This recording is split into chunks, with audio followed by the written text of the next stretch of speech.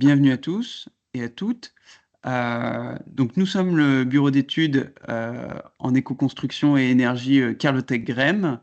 Et donc on va vous présenter un sujet qui est passionnant, la démarche low-tech appliquée au secteur du bâtiment. C'est Delphine Denis qui sera la présentatrice du sujet, et j'apporterai également quelques éléments sur l'application de la démarche low-tech qu'on a pu faire au sein de Oh, c'est vrai que c'est notre enregistré. siège. J'ai faim. Et je vous invite encore une fois à couper vos micros, s'il vous plaît. Et donc, je ne vous présente pas Carlotech, puisque on va aborder quelques éléments de ce qu'on fait au sein du webinaire. On va vraiment se concentrer sur la démarche low-tech. Et donc, très bon webinaire à toutes et tous. Si vous avez des questions, n'hésitez pas à les poser encore une fois dans le chat. On les prendra à la fin du webinaire. Donc, c'est parti. Je laisse la main à Delphine. Bonjour à tous. Donc Delphine Denis, ingénieure référente bâtiment au sein de Carlotech GREM. J'espère que vous allez passer un bon moment avec nous. C'est une présentation de 45 minutes à peu près. Après, il y aura des 15 minutes de questions à peu près. Et donc c'est une présentation non exhaustive, hein, on prend, c'est assez global et c'est aussi d'un point de vue de carlotécien. Donc j'espère que vous avez passé un bon moment. Le plan à peu près, c'est donc une mise en contexte. Après, on va parler des matériaux, de l'énergie. On va beaucoup parler de l'usage et des besoins. Et on va finir par une ouverture pour aller plus loin. Alors, le contexte. Le secteur du bâtiment, c'est à peu près 25% des émissions nationales aujourd'hui. Il arrive en deuxième position après le secteur des transports. Donc, c'est un secteur qui émet beaucoup. Et au sein de ce secteur, environ 67% des émissions sont liées à l'exploitation du bâtiment, c'est-à-dire l'utilisation du bâtiment durant sa durée de vie. Et le reste, enfin 33%, est dû aux matériaux et aux équipements liés à la construction du bâtiment. Donc on voit là que l'exploitation du bâtiment, c'est super important et que, à nos yeux, la rénovation est d'autant plus importante pour justement diminuer cet impact dû à l'exploitation du bâtiment, mais aussi moins construire, du coup, parce que vu qu'on rénove, on construit moins. Et du coup, on diminue aussi cet impact dû à la construction avec les matériaux et équipements. Et donc, voilà, premier axe, on va dire, à nos yeux très important, c'est la rénovation. La rénovation, par contre, elle n'est pas forcément bas carbone. Je m'appuie sur un document qui est sorti en janvier 2025, un rapport complet du Hub des prescripteurs bas carbone. Et en fait, ils ont pris 4 projets réels de rénovation lourde. Et déjà, dans un premier temps, ils ont vu que la rénovation de leur projet, elle était plus impactante qu'une démolition et reconstruction du bâtiment à équivalent.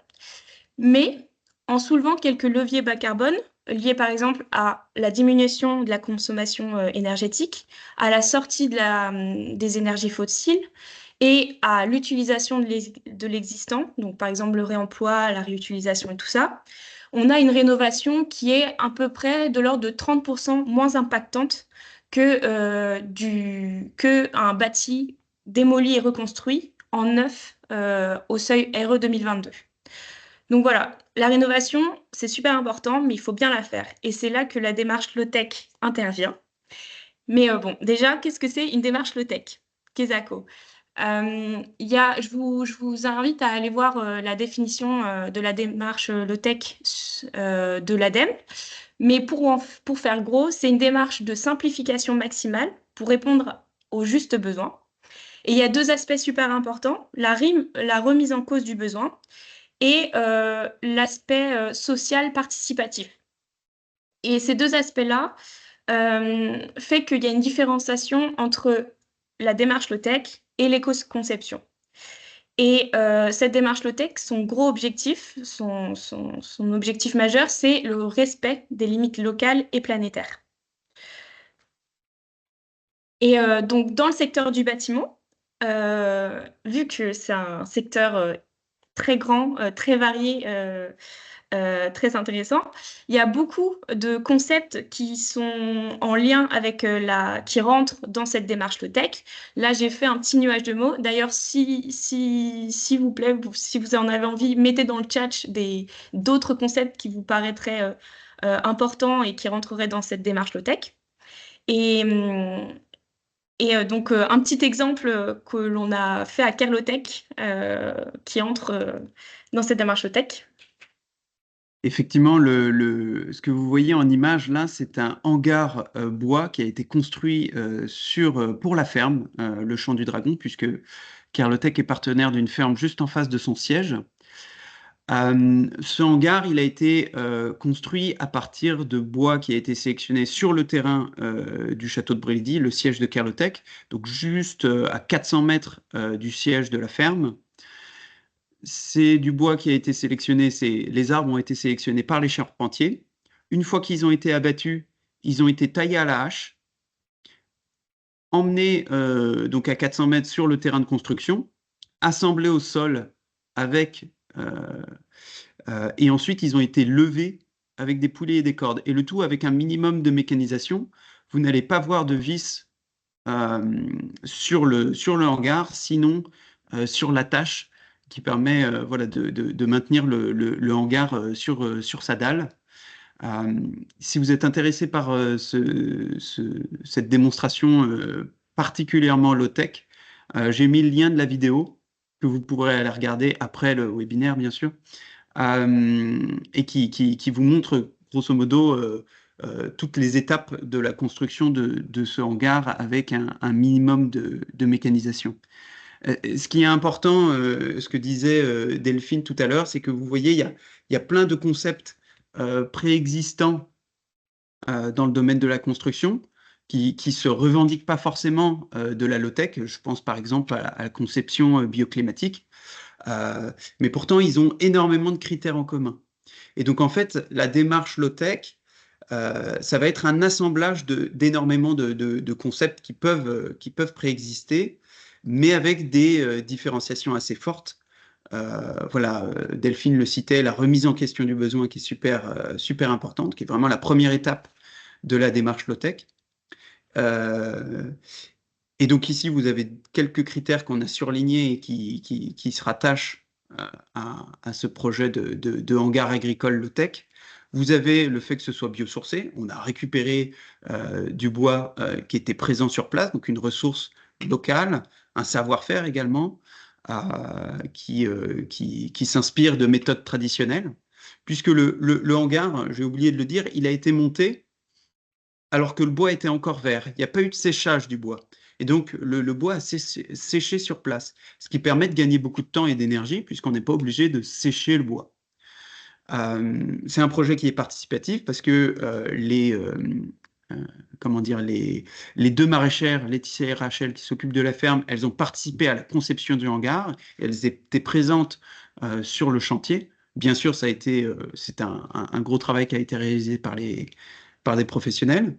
Mais voilà, il y a eu une réelle participation pour répondre aux justes besoins de la ferme. On n'est pas sur quelque chose qui est normé, on est quelque chose qui est vraiment sur mesure pour les besoins de l'activité agricole. Et bien sûr, une notion de sobriété, puisqu'on a essayé de limiter au maximum la mécanisation et donc l'utilisation d'énergie fossile. On va passer maintenant au sujet des matériaux. J'imagine que beaucoup d'entre vous sont familiers avec les matériaux biosourcés et géosourciers. Ils ont des propriétés super intéressantes. Ils stockent du carbone, ils isolent, ils améliorent le confort acoustique, créent une ambiance confortable dans un local et impactent moins la santé des usagers et des ouvriers lors de la pause. Donc, c'est très intéressant. Mais je vais quand même faire un petit zoom sur quelque chose. Là, vous voyez sur cette diapo qu'il y a une villa avec piscine faite en bois et une petite maison en béton. Et donc là, je vais vous parler de l'effet rebond. Et l'effet rebond, pour le coup, je vais vous prendre un exemple non biosourcé, mais ça fait un très bon parallèle. C'est le béton bas carbone. Euh, Aujourd'hui, le béton bas carbone, on l'utilise dans certains projets et ça reste très intéressant. Mais il n'est pas bas carbone, il est moins carboné. Et le truc, c'est que du coup, on oublie de faire une réflexion sur la conception du bâtiment, que ce soit en construction ou en rénovation. On oublie de repenser les usages et de repenser les surfaces. Et du coup, on n'a pas cette notion de frugalité ou de sobriété matérielle. On utilise toujours, enfin, on fait toujours des plus gros bâtiments, plus grands, plus imposants, alors qu'il faudrait, pourquoi pas, réduire spatialement en fait les surfaces. Donc voilà, l'effet rebond, c'est ça. Et je pense que en biosourcé et géosourcé, c'est la même chose. Il faut faire attention. C'est pas parce qu'on utilise ces matériaux qu'il faut les utiliser en grande quantité. Et pour rebondir sur ces propos, un petit exemple. Timothée, je te laisse faire l'exemple, enfin le jeu. Oui. Alors, donc, c'est un exemple que j'utilise beaucoup pour montrer la démarche low-tech. Donc, imaginons que je vous demande de rééquilibrer ce pont au moindre coût. Je vous dis que vous pouvez acheter une petite pièce pour 10 centimes et une grande pièce pour 20 centimes. Qu'est-ce que vous faites? On va voir si vous avez bien écouté. Vous pouvez répondre dans le chat si vous voulez. Ou sinon, gardez la réponse dans votre tête jusqu'à ce que je donne notre interprétation de l'exercice. Effectivement, je vois une bonne réponse dans le chat. Tout à fait. On doit retirer la pièce verte, celle à droite, celle qui déséquilibre le pont et qui ne coûte rien à enlever. En fait, il y a une étude qui a été faite sur un exercice qui est très similaire, qui a été réalisé par l'Université de Virginia. En fait, sur le plan cognitif, on a tendance à résoudre nos problèmes par l'addition. C'est-à-dire, on va dans le toujours plus. Et c'est ce que vous présentez, Delphine, à l'instant. On est dans une dynamique où on va ajouter des éléments. Et ça, on le voit beaucoup sur des innovations, entre guillemets, du style le frigo connecté ou la maison intelligente, où on va connecter, en fait, tous les objets pour qu'ils soient intelligents. Mais derrière, ça a un coût environnemental en ressources, et ça a un coût aussi en termes, pour l'usager, en termes de taux de panne, etc., de complexité d'utilisation. Et donc, la remise en question du besoin, c'est bien se poser la question, est-ce qu'on a besoin de cette brique-là ou pas? Et pour finir sur la partie matériaux, un petit clin d'œil à la cartographie des ressources locales de la frugalité osée et créative. Bon, là, c'est zoomé sur la Bretagne, parce que c'est un acteur quand même très important, il nous semble, dans la démarche low-tech. Donc voilà, n'hésitez pas à aller farfouiller sur cette carte. Et maintenant, on passe sur plutôt la partie énergie. Alors, dans un sens conventionnel, l'énergie dans le secteur du bâtiment, sur un projet, on pense énergie et les personnes vont s'adapter à cette énergie. Alors que pour une démarche low-tech, c'est plutôt l'inverse. On part de la personne, de son profil, et en découle l'énergie qui sera choisie. Et d'ailleurs, ça dépend souvent du profil, hein. Par exemple, une personne âgée, elle aura besoin d'un type d'énergie et d'une quantité de chaleur différente que d'une personne de 30 ans. Et pour illustrer mes propos, un schéma de slow heat, qui en fait, l'idée, c'est de réduire spatialement le flux de chaleur et concentrer cette chaleur là où l'usager en a besoin. Donc, on passe d'une occupation prolongée au sein d'un local à une occupation prolongée sur une surface stricte dans le local. Et donc là, sur le deuxième schéma, vous voyez bien que, par exemple, une personne assise sur son canapé aura besoin de chaleur parce qu'elle est statique. Et donc là, on pense, par exemple, à une couverture chauffante, par exemple. Et deux personnes, là, vous voyez deux personnes qui ont un flux de chaleur et de luminosité via la fenêtre. Ça, c'est super important à mes yeux. Je vais enchaîner par du coup la conception bioclimatique, parce que donc ça permet de gagner gratuitement des calories d'énergie Et aussi, c'est gratuit financièrement, donc c'est super important. Et donc, qu'est-ce que j'entends par conception bioclimatique? C'est réfléchir réfléchir l'orientation de son bâtiment par rapport à la course du soleil, par rapport au vent dominant. Penser végétalisation autour du bâti parce que ça crée des îlots de fraîcheur. Penser éclairage et ventilation naturelle, etc., etc. Donc faire avec son environnement proche et aussi lointain, vous me direz. Donc ça, voilà, bioclimatisme, c'est quelque chose qui s'inscrit clairement dans la démarche low-tech. Et cette conception, du coup, dans la démarche low-tech, elle devient ingénieuse, elle devient créative et ça permet aussi de se challenger. Mais tout d'abord, il faut quand même cibler ses besoins, les définir et bien les cibler. Et attention, enfin, la démarche low-tech ne sous-entend pas on enlève tout ce qui est high-tech. Il faut faire ce qu'on appelle du techno-discernement. Donc, les high-tech dont on a besoin, on les garde, bien sûr. Mais on peut re-questionner un peu son besoin, pardon, et ses usages. Et c'est challengeant et ça peut avoir des effets positifs dans son confort routinier. Et du coup, pour rebondir sur ce que je dis, on va passer à la grosse partie de ce webinaire qui est l'usage et les besoins. Les usagers, ils sont au cœur de la démarche low-tech. Et d'ailleurs, chez Carlotech Grem, on préconise, nos préconisations se basent sur 2 axes. Des solutions techniques, mais aussi des solutions comportementales qui touchent la responsabilité de l'occupant et donc son usage et ses besoins.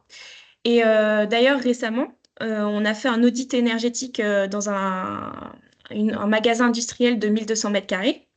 Et on s'est rendu compte qu'il y avait 13% des consommations qui étaient hors dehors des heures d'ouverture, donc qui partaient un peu dans l'air, quoi. Et juste en appuyant simplement, je vais dire, sur un bouton, ils ont gagné 3% d'économie d'électricité. Euh, Cela parce que en fait, il y a eu un changement de plage horaire. On a pratiquement éteint le chauffage pendant les heures de non-ouverture et il y a eu un gain d'électricité. Donc après, j'aimerais vous parler de concepts d'usage qui s'inscrivent dans la démarche low-tech. Il y en a plusieurs. Tout d'abord, la mutualisation. 8,3%, c'est le chiffre, la part, c'est le pourcentage, pardon, de logements qui sont vacants en France. Donc c'est énorme, surtout dans un contexte où il y a une augmentation de la demande en logement et une artificialisation qui doit diminuer de nos sols. Donc la mutualisation est de plus en plus intéressante. Elle ne date pas d'hier, hein, elle date de à peu près 1960 avec le fameux Familistère de Guy de Monsieur André Gaudin, l'image en haut à droite. Et plus récemment, il y a de nombreux projets qui arrivent, c'est surtout de la construction. Par exemple, la résidence Bonpaty à Bordeaux, où les futurs résidents, ils ont construit ensemble leur résidence et ils ont proposé de mutualiser certains espaces comme une terrasse, comme un atelier ou encore une chambre d'amis. Donc, c'est low-tech parce qu'il y a l'utilisation de l'existant, on économise des ressources, il y a une démarche quand même bien expérimentale et il y a cet aspect convivial qui est très important et ça permet de répondre aux enjeux sociaux, politiques et environnementaux. Pour continuer sur le principe de mutualisation, donc on va parler un petit peu de Carlotech, notre siège, puisqu'on s'est implanté en 2018 dans un château 16e siècle, qui était auparavant un hôtel, mais qui nécessitait énormément de rénovation, puisqu'il était plus aux normes ERP, établissement recevant du public, sachant que une partie des activités de Carlotech, c'est l'accueil en formation pour des séminaires sur les sujets de la soutenabilité. Donc il y a 4 activités qui sont regroupées au sein de Carlotech. Une ferme, comme j'en parlais au début, un centre de formation, le bureau d'études Carlotech Rem, des chambres d'hôtes et un studio d'enregistrement pour groupe de musique. Donc vous voyez, il y a beaucoup de choses. Pour vous présenter un petit peu très rapidement les différentes étapes de rénovation et tout ce qu'on a mis en place au sein de Carlotech, je t'invite à passer voilà, juste voilà, pour qu'on voit quelques images d'illustration. Donc on a fait des choses qui sont particulièrement low-tech, d'autres qui sont un peu moins low-tech. Des fois c'était voulu, des fois c'était pas voulu. Je vais vous expliquer un petit peu pourquoi. Donc premièrement sur la rénovation à l'intérieur du château, pour les salles de formation notamment et d'autres salles, on a fait des enduits chaud-chanvre. Des fois, sur certaines salles, c'était un enduit de correction et d'autres fois vraiment un isolant avec des briques de chanvre en plus qui sont placées à des points stratégiques, notamment au niveau des fenêtres. Toutes les fenêtres qu'on a remplacées pour que ce soit du double vitrage. Donc vous imaginez le nombre de fenêtres qu'il y a sur ce bâtiment. Installation de poêle à bois aussi. Ça fait écho à ce que disait Delphine sur le chauffage de proximité. On a utilisé également de l'isolation biosourcée pour le toit du château. Mais ça n'a pas pu être le cas partout, parce que dans les normes ERP, ou en tout cas les personnes qu'on avait en face de nous, parce que maintenant ça a évolué, il y a certaines DTU voilà, qui nous permettent d'utiliser ce type de matériaux, mais on a eu beaucoup de difficultés à faire accepter certains types de matériaux auprès de la Socotec et de la commission des pompiers. Et donc, on n'a pas pu le faire partout. Comme on est ERP, on a des portes coupe-feu. Donc, on a également du placo coupe-feu dans les planchers. Donc, ça aussi, on a dû tout refaire. Mais bon, c'était nécessaire pour pouvoir exploiter le château tel que avec l'activité qu'on a aujourd'hui. Au sein du château, on a fait de l'aménagement, aussi suivant cette démarche low-tech, donc énormément de réemploi, réutilisation de meubles, réparation de meubles, et également des outils démonstrateurs, cocotte norvégienne, machine à smoothie, enfin, il y a pas mal d'outils qu'on pourrait qualifier de low-tech qu'on utilise. Enfin, sur le traitement des eaux, on a de la phytoépuration, un concept qui s'adapte très bien à d'autres types de bâtiments et voire même à l'industrie, avec des cuves de récupération d'eau de pluie ajoutées à ça sur la gestion de l'eau. Et on a vraiment un projet qui est plutôt à long terme, parce qu'il y a là aussi des difficultés réglementaires, qui est un projet de potabilisation de l'eau, notamment l'eau qui tombe sur les toits du château, récupérée à travers dans des cuves et dans un grand bassin qui serait mutualisé avec la ferme, qui a également des grandes surfaces pour le toit de ses serres de maraîchage. Pour finir, juste sur le chauffage et l'énergie, donc c'est là qu'on a fait quelque chose peut-être d'un petit peu moins low-tech, mais encore une fois, comme disait Delphine, la low-tech, c'est pas une question comment dire, enfin, c'est pas une religion. L'idée, c'est justement de faire ce techno-discernement. Donc, on a des pompes à chaleur pour le chauffage qui sont couplées à une chaudière bûche pour pouvoir justement piloter la quantité d'électricité qu'on consomme et la quantité de bois, puisqu'on a une grosse ressource en bois, mais qui n'est pas... l'idée, c'est pas non plus de brûler la forêt pour chauffer le château. Et donc, on a un plan de gestion pour bien savoir combien de bois on peut prélever. Surtout que, en plus de ces systèmes énergétiques, on a un pyrolyseur qui nous permet de pyrolyser du bois pour produire ce qu'on appelle du biochar. Si c'est un sujet que vous ne connaissez pas, je vous invite à vous renseigner, puisque c'est un matériau, le biochar, qui est utilisé aussi aujourd'hui en construction sur de la R&D pour décarboner notamment le béton et d'autres matériaux. dernière nouvelle, en août, on va installer un hangar avec des panneaux photovoltaïques qui vont nous permettre de produire autant d'électricité qu'on en consomme, et donc pour viser une forme d'autonomie énergétique. Merci Timothée. Autre façon d'aborder le bâtiment sous une démarche low-tech, c'est le logement modulable. Là, c'est un appartement new-yorkais. Je suis pas sûre qu'il soit si low-tech que ça, mais le concept est là. On garde les surfaces d'un appartement, mais en déplaçant des cloisons, en ouvrant des tiroirs secrets, on a une diversité d'usages qui s'offre à nous. Et du coup, c'est une réponse low-tech face à la demande grandissante, encore une fois, de logements de bâtiments et le besoin de limiter l'artificialisation.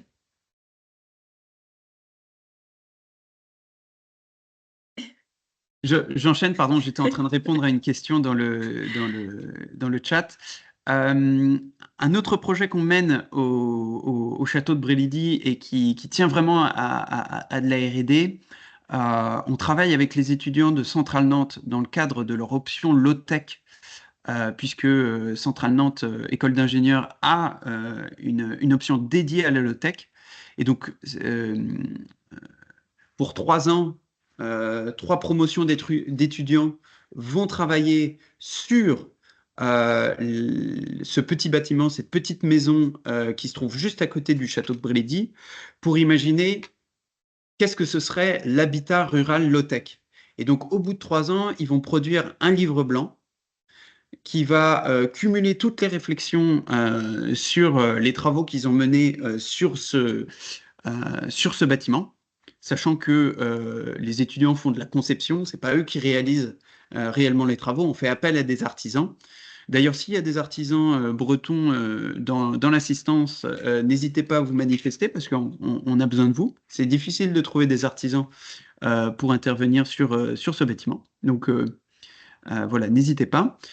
Donc la réflexion, elle se fait d'une part sur les usages, c'est quoi les besoins des habitants en milieu rural. Donc les étudiants, ils ont procédé à un questionnaire, notamment à Brélidy, le petit village où on est, donc 300 habitants, et c'est intéressant de voir qu'il y a déjà des démarches low-tech au sein des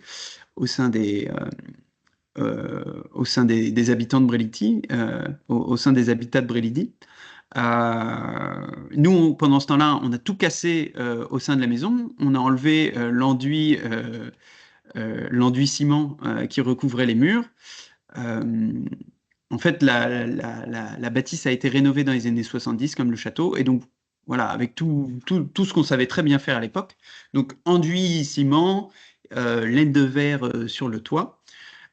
Et donc, nous, on a retiré tout ça pour voir ce qu'il y avait là-dessous. Et donc, on a vu, comment dire, de la pierre, beaucoup de pierre, mais aussi de la brique, du parpaing, voilà, de quoi faire pâlir un bunker allemand. Il y en a beaucoup partout. Donc, c'est un savant mélange. Et donc, nous, derrière, c'est comment on va isoler tout ça. Et donc, les étudiants réfléchissent sur le système isolation, sur l'enveloppe thermique du bâtiment, aussi sur plus concrètement les outils qui seront utilisés dans le bâtiment, l'électricité, etc. Voilà, ils ont vraiment une vision globale, la gestion de l'eau, une vision globale du bâtiment, et donc ils essayent de trouver des choses innovantes à proposer pour cette rénovation. J'en profite pour juste revenir sur la question à laquelle j'étais en train de répondre dans le chat, sur le plan de l'ERP et sur l'application de démarches low-tech aux normes, par rapport aux normes. Oui, pour nous, ça a été un frein. Pas forcément que la low-tech. Par exemple, le hangar photovoltaïque, si on met autant de temps à l'installer, c'est aussi parce qu'on avait des problèmes sur le permis de construire. Il a été refusé plusieurs fois, etc. Mais oui, pour nous, ça a été un frein à pas mal de niveaux. Ça a été aussi des fois un avantage. Je prends l'exemple de la chaudière fuel qu'on avait au tout début quand on est arrivé au château de Brélidy. Elle avait une certaine puissance, je ne me rappelle plus laquelle, Et les pompiers, quand ils sont venus regarder le château, ils nous ont dit, ah mais le mur du local de la chaudière, le local de la chaudière qui est vraiment dans la cave sous le château, ils nous ont dit, ce mur-là, il est coupe-feu 1 heure. Il faudrait qu'il soit coupe-feu 2 heures. Et en fait, bah, on peut pas rajouter un mur. Enfin, le truc est vraiment engoncé sous le château. Et donc, la seule possibilité qu'ils nous donnent, les pompiers, ils disent, bah, en fait, ce que vous pouvez faire, c'est, en attendant d'avoir, parce qu'on était en train de faire beaucoup de recherches sur quel type de système énergétique on voulait pour l'autonomie du château. Et donc, on n'avait pas l'intention de changer du jour au lendemain la chaudière. Ils nous ont dit, bah, si vous voulez être ERP, il faut prendre cette chaudière-là et la mettre dehors et en fait construire un local à côté. Donc ça coûte 60 000 euros. Et ça, on le fait peut-être pour dans un an, on change quoi. Donc ça pour le coup, ça nous a voilà, ça nous a trituré la tête. Et le plombier a eu une réflexion que je pourrais qualifier vraiment de low-tech, et je reviens à cette notion de remise en question du besoin. Il a dit, OK, le coupe-feu, il est 1 heure. La chaudière, elle est de telle puissance. Mais en fait, ils ont besoin d'un coupe-feu de 2 heures parce qu'ils ont la puissance de la chaudière euh, qui est trop élevée. Si on baissait la puissance de la chaudière, est-ce qu'on a besoin d'une telle puissance? En fait, la chaudière, elle était surdimensionnée par rapport au château. Et donc, on a retiré le brûleur, on l'a remplacé par un plus petit brûleur, et on a pu on pouvait se permettre du coup d'avoir un coupe-feu 1 heure. Et du coup, d'avoir ce genre de réflexion, c'est pas si évident en fait dans la vie réelle. L'exercice du pont, il est très simple. Les gens trouvent la solution, pas toujours, mais les gens trouvent la solution. Euh, mais dans la vie réelle, des fois, c'est quand même beaucoup plus compliqué de se dire, ah oui, en fait, on peut réduire. Donc voilà un exemple. Donc notre démarche low-tech, oui, elle nous a posé beaucoup de problèmes, et en même temps, des fois, elle nous a permis de trouver des solutions. Je passe la main, je suis désolé, j'ai pris pas mal de temps. Un autre concept d'usage, c'est de réversibiliser. Là, je vous présente euh, la toute jeune entreprise d'une amie qui s'appelle Sophie Michel, basée à Grenoble, qui a ouvert donc Bric à Barac. Elle propose des cloisons démontables. Et c'est super intéressant pour des locaux de bureau, par exemple, où c'est des open office et on a besoin d'une salle de réunion. Bah voilà, une cloison, enfin 4 cloisons et hop, c'est fait, il y a une salle. C'est super intéressant parce que du coup, elles sont isolées acoustiquement et même pour les logements, etc. Voilà, c'est vraiment top ce qu'elle fait. Et je prends souvent cet exemple parce que ces cloisons sont en location. Du coup, il y a, au-delà de la réversibilité, il y a aussi un concept d'économie de fonctionnalité qui s'inscrit tout à fait dans la démarche low-tech. Et donc, une petite définition de l'économie de fonctionnalité, c'est un modèle économique qui remplace la vente d'un bien par la vente de son usage. C'est finalement de passer d'un modèle de propriété à un modèle de service. Donc, ça re-questionne cette société de consommation avec parfois de l'obsolescence programmée. Et pour illustrer mes propos, un exemple, c'est la coopérative ERE 43 en Haute-Loire qui propose la vente de chaleur et non la vente d'équipements de chauffage. C'est un service clé en main. Et leur idée, donc leur objectif, c'est de valoriser la ressource locale qui est le bois. Et ils s'engagent à fournir du chauffage renouvelable et local, d'installer l'équipement, de livrer le bois et de maintenir et entretenir l'équipement. Et derrière ça, en fait, ils vendent une certaine quantité de chaleur. Et quand le client dépasse cette quantité, l'énergie est plus chère. Donc, ça incite aussi le client, l'usager, à être sobre. Et au-delà de tout ça, le lien humain est super important.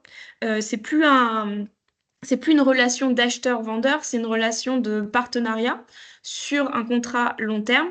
Et donc voilà, il y a cette dimension sociale encore qui est super importante.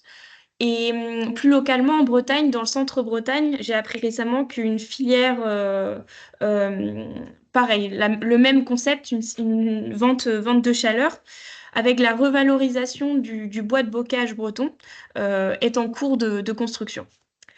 Euh, On a terminé avec la partie usage et besoins. Maintenant, c'est la dernière partie pour aller plus loin. Donc, c'est pour s'ouvrir sur d'autres choses, d'autres sites, d'autres ressources. Tout d'abord, j'avais envie de vous présenter le programme Profil. C'est une mobilisation de 16 organisations professionnelles du bâtiment qui souhaitent accélérer la rénovation énergétique. C'est dans le cadre des dispositifs CEE, certificat économie d'énergie. Et du coup, ils ont un site en ligne où vraiment très diversifié. Il y a plein de choses. Il y a des fiches d'opération low-tech, il y a des guides techniques sur la rénovation du bâti, des fiches solutions technologie et même des podcasts low-tech. Donc, je vous invite fortement à aller farfouiller là-bas parce qu'il y a beaucoup d'outils et plein de ressources. Un peu du même style, le plan bâtiment durable, CAP 2030. C'est un projet qui vise à co-construire avec des acteurs du bâtiment qui sont volontaires, bénévoles, donc à co-construire un cadre commun de référence qui pourrait préfigurer les futures réglementations environnementales, donc préfigurer la RE 2020. L'ambition, c'est de dépasser la RE 2020 en intégrant de nouvelles thématiques, dont la low-tech. Donc, ça fait écho à ce que tu disais, Timothée, sur la démarche low-tech et les normes. Et donc, il y a plusieurs groupes de travaux. Il y a un GT transversal low-tech où plusieurs personnes ont été désignées ambassadrices pour représenter la low-tech dans tous les autres groupes de travaux. C'est accessible. Si, pareil, je vous invite à aller regarder ce qu'ils font et vous pouvez même devenir bénévole, volontaire. Moi, récemment, je me suis inscrite il y a peut-être 2 ou 3 semaines pour être volontaire. Et puis après, ça dépend de chacun à quel point vous voulez vous investir ou pas. Dernier zoom sur le programme Corécole. Voilà, je laisse Oui. Timothée. Donc, ça fait maintenant 2 ans qu'on travaille sur le programme Corécole qui vise de l'ingénierie de formation. On est en train de produire des supports de formation sur la low-tech et plus précisément sur 3 secteurs visés, le bâtiment, l'industrie agroalimentaire et le numérique. C'est un programme qui s'inscrit dans le cadre du plan France Relance 2030. C'est un programme d'investissement d'avenir. Et donc, on produit sur 3 ans 265 documents. Ça va représenter 10 700 diapos à peu près. Et donc, je vous donne là en avant-première les cursus qui vont sortir. Et donc, des cursus de formation. Ce sera des supports de formation. Jeunes entrepreneurs, bâtiment, entreprise, agroalimentaire, numérique et programme de low-tech school qui est destiné à des techniciens de la low-tech. C'est des supports qui sont produits, et tu peux passer la diapo Delphine, qui sont produits par Carlotech, qui est le chef de file du projet, mais aussi par Godul Management, l'UBO, le Low-Tech Lab de Grenoble, le Corps Octo Technologies Centrale Nantes et l'Institut Agro de Rennes.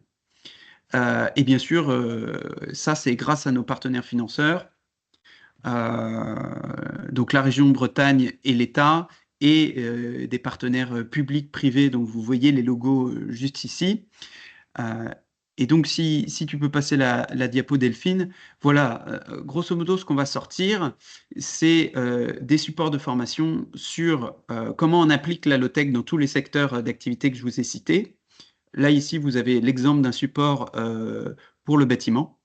Et donc, ça va représenter, voilà, je crois que pour le cursus bâtiment qui est désormais presque finalisé, on est déjà à 1500 slides. Et donc, c'est de la théorie, l'orientation vers des travaux pratiques, vers de la ressource à nouveau. Et donc, ça, ce sera placé en open source. Donc, vous pourriez accéder gratuitement d'ici 1 an. Pour tout apprendre sur la démarche low-tech, puisqu'on a dû pas mal se creuser le cerveau pour produire ces supports. L'objectif étant de regrouper d'une part ce qui se fait déjà, mais aussi de pousser vers des méthodes d'application de la low-tech qui peuvent nous amener à innover. Bonjour à tous. Donc moi c'est Maël. Donc Carlotech s'intéresse justement à R&D à différents projets de formation, mais c'est pas tout. Puisque du coup je suis doctorant CIF. Donc j'ai commencé en janvier. Une thèse CIF, c'est une thèse en alternance entre un laboratoire, donc Centrale Nantes, et des entreprises. Donc ici il y a Carlotech, mais il y a aussi URB qui est l'entreprise à Angers de construction dans le bâtiment. Et l'idée de ma thèse, c'est justement d'essayer d'appliquer la démarche low-tech au secteur du bâtiment. Donc, ça passe par définir et formaliser le concept de rénovation low-tech ou de construction neuve low-tech. Et une fois que ces termes-là seront définis, essayer de les comparer à des modèles de référence standards sur le plan économique, social et environnemental. Et là où du coup vous pouvez m'être utile, entre guillemets, c'est sur le sujet de l'expérimentation, puisque je cherche justement des terrains d'expérimentation pour ma thèse. Par exemple, ERB a un projet qui s'appelle le projet 4 en ce moment, où ils vont construire 4 maisons similaires, mais avec des... Donc c'est exactement les mêmes, à un détail près, les matériaux de construction changent. Et ensuite, ils vont instrumenter ces maisons avec différents capteurs pour relever l'hygrométrie, la différence de température dans les bâtiments et avoir même un retour utilisateur sur le confort au sein de ces bâtiments, dans l'objectif justement de pouvoir pointer, toucher du doigt en fait quel matériau pourrait être le plus intéressant à généraliser et voilà. Donc si jamais vous êtes intéressé pour échanger avec moi à ce propos, n'hésitez pas à me contacter par mail ou par LinkedIn. Donc j'ai mis un petit QR code si jamais vous voulez le flasher. En tout cas, je discuterai avec vous avec plaisir. Voilà, donc ma thèse, elle part de 2025 et elle devrait continuer jusqu'en 2028. Mais vu les délais dans le secteur du bâtiment, c'est pas mal de s'y prendre un peu tôt pour les expériences. Tout à fait. Quelques lectures qui sont basées sur tout ce qu'on vient de dire. Donc, de toute façon, il y a l'enregistrement et on peut vous passer le diapo. On vous enverra le diapo, ouais. Voilà. Et puis, c'est la fin de ce webinaire. Donc n'hésitez pas, si vous avez des questions, c'est le moment. Vous pouvez les envoyer dans le chat ou alors lever la main. Et nous avons déjà une première question.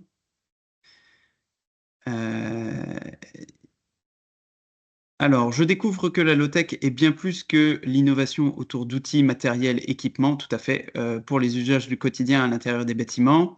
Y a-t-il toutefois sur cette partie un écosystème régional sur les process, invention, innovation, fabrication en série, éventuellement un lien avec des démarches type relocalisons BZH? C'est une très bonne question. Nous, on essaye au maximum de pousser la démarche low-tech au sein des réseaux dont on fait partie. Que ce soit, par exemple, on fait partie du réseau Produits en Bretagne, et donc il était question qu'on ouvre un cursus dédié à la low-tech pour les membres de Produits en Bretagne. Donc ça, c'est en réflexion. La région Bretagne pousse beaucoup le sujet de la low-tech, mais j'ai pas connaissance d'un dispositif spécifique qui permette de regrouper les acteurs de la low-tech. C'est quelque chose qui manque et qu'on essaye de pousser auprès de la région. Mais il y a plein de petits réseaux, il y a plein de choses qui existent. Des événements notamment. Le forum low-tech de Centrale Nantes est un exemple qui permet de regrouper les personnes et de parler. Et je crois qu'il y en aura d'autres, des festivals low-tech qui vont se... Donc, faut regarder, il faut être en veille là-dessus. Et puis, pour le secteur du bâtiment, il y a quand même le réseau Bâtilab qui est quand même un C'est vrai. acteur majeur. Ils font pas que de la démarche low-tech, mais franchement, pratiquement quand même. Donc, c'est super intéressant d'aller faire un tour sur leur site. Voilà. Est-ce qu'on accueille des stagiaires durant l'été à Carlotech? Oui, ça nous arrive. Faut pas hésiter à nous envoyer votre CV. Vous n'avez pas évoqué les plateformes de réemploi qui se développent. Est-ce que vous excluez de la démarche low-tech? Non, pas du tout. Non, pas du tout. Voilà. Delphine voilà, a cité... Dans le nuage de mots, il y avait réemploi. Et ouais. oui. C'est vrai que des matériaux tech de réemploi, il y en a beaucoup. Il y en a même dans d'autres secteurs que le bâtiment. C'est un élément important, effectivement, je pense, de la démarche low-tech. Et les Belges sont en avance sur nous là-dessus. Il y avait un documentaire qui était sorti par le Low-Tech Lab de Concarneau sur justement la filière réemploi en Belgique, qui était très intéressant. Mais effectivement, c'est un petit manque au webinaire, on le rajoutera.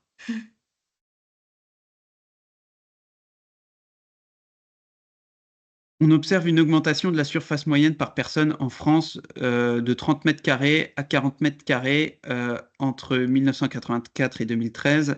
Comment pousser les usagers et les constructeurs à inverser leurs pratiques pour plus de sobriété?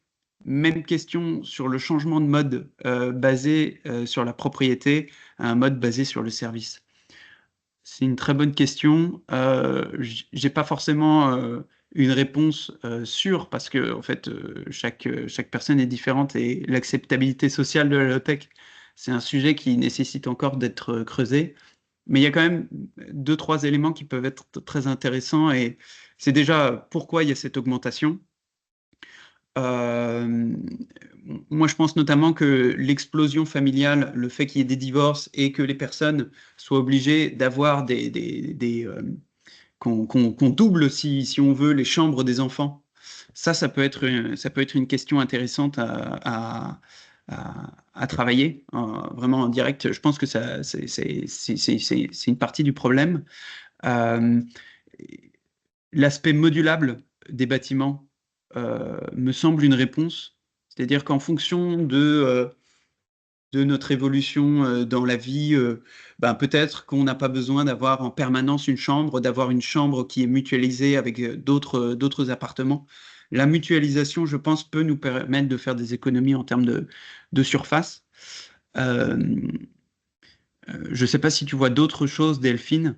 Bah, c'est très compliqué parce que en fait, ça touche à la sensibilité de chacun et c'est assez subjectif finalement. Je pense que bah, il y a une grosse partie de sensibilisation et d'amplifier la démarche low-tech nationalement. Un jour, enfin, à un moment donné, c'est pour ça d'ailleurs qu'il y a le CAP 2030, là, il y a des programmes comme ça.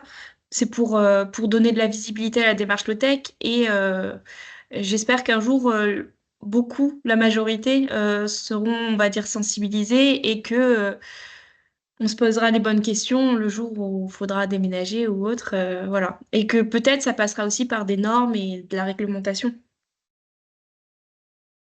Voilà.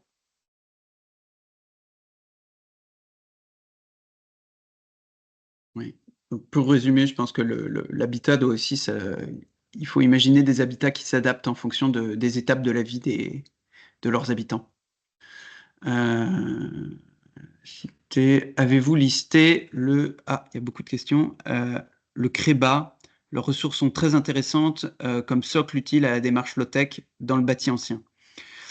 Non, je ne crois pas qu'on ait cité le CREBA, Non. donc merci pour cette ressource.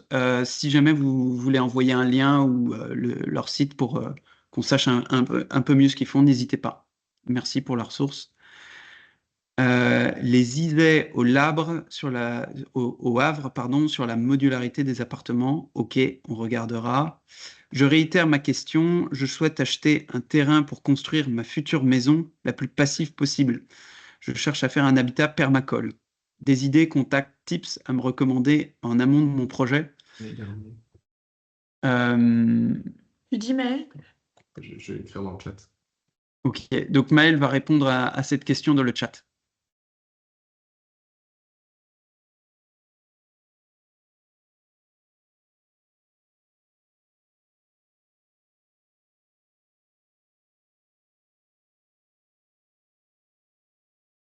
Est-ce que vous avez d'autres questions?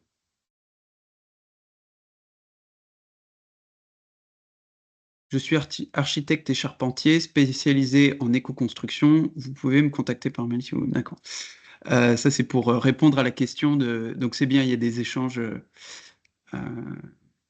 Parfait.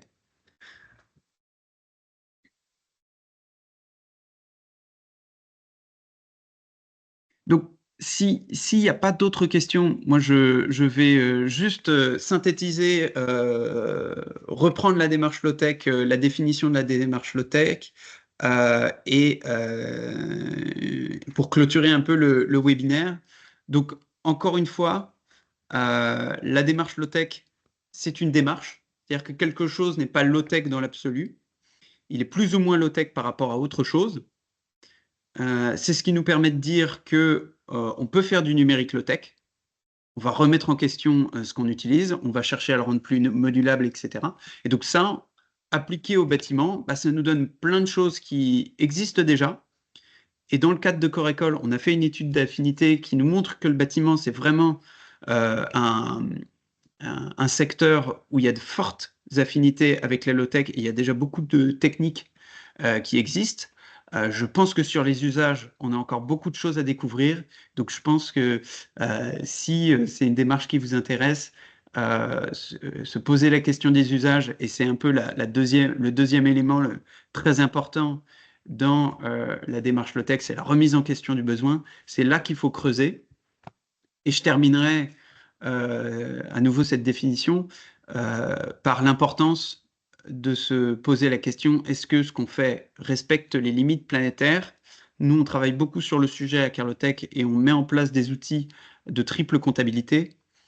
Et notamment, vous avez vu Maël travaille avec l'entreprise ERB, qui est une entreprise qui fait de la construction à Nantes et qui est intéressée par ces sujets-là aussi. Et donc, avec eux, on est en train de travailler sur notre modèle de calcul de triple comptabilité pour rapporter les limites planétaires, pas seulement à l'échelle de l'entreprise, ce qu'aujourd'hui, nous, Carlotech, on sait faire, mais cette fois-ci à l'échelle d'un bâtiment. Et donc ça, c'est une mission qu'on va bientôt finaliser. Et je pense que c'est une avancée assez importante, puisque l'objectif, c'est vraiment de se donner des quotas d'artificialisation des sols, de CO2, de consommation d'eau, pour tous les projets qu'on lance et vérifier si ça passe ou pas sur le plan des limites planétaires.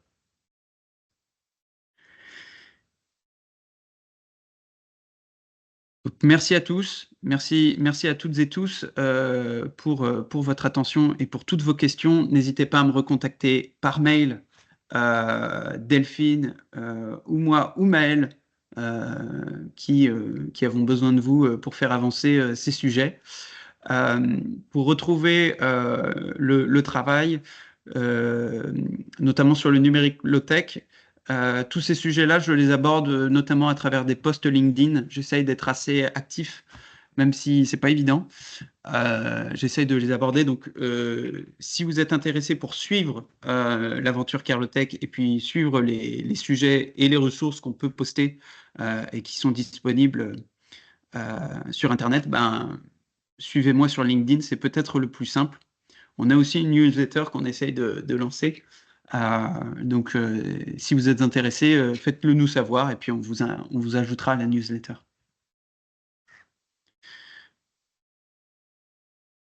Bon, eh bien, merci à tous et à toutes et bon appétit. Bon appétit et très bonne journée. Au revoir.